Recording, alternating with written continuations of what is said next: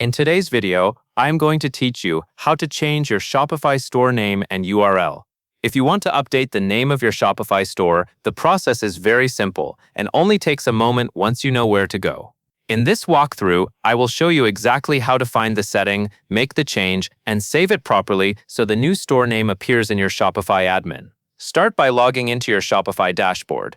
Once you are on the main admin screen, look to the bottom left corner. There you will see the settings option with a gear icon. Go ahead and click that. This is where Shopify keeps the main configuration options for your store, including your business information and store profile details. After the settings page opens, move to the left sidebar menu.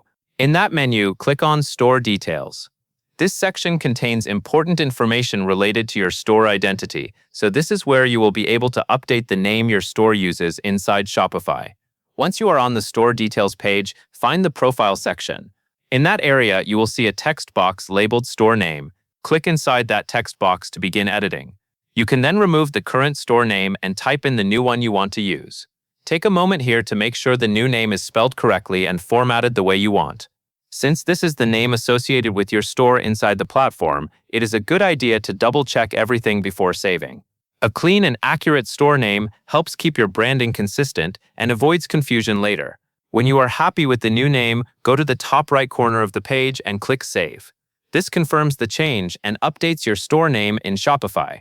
That is the full process for changing your Shopify store name from the Store Details section. If you are also planning to change your store URL, keep in mind that the visible store name and the Shopify URL are not always updated in the exact same place, so it is important to review your store settings carefully based on what you want to change. For the steps covered here, all you need to do is open Settings, select Store Details, edit the store name in the Profile section, and then click Save. That covers everything you need to know.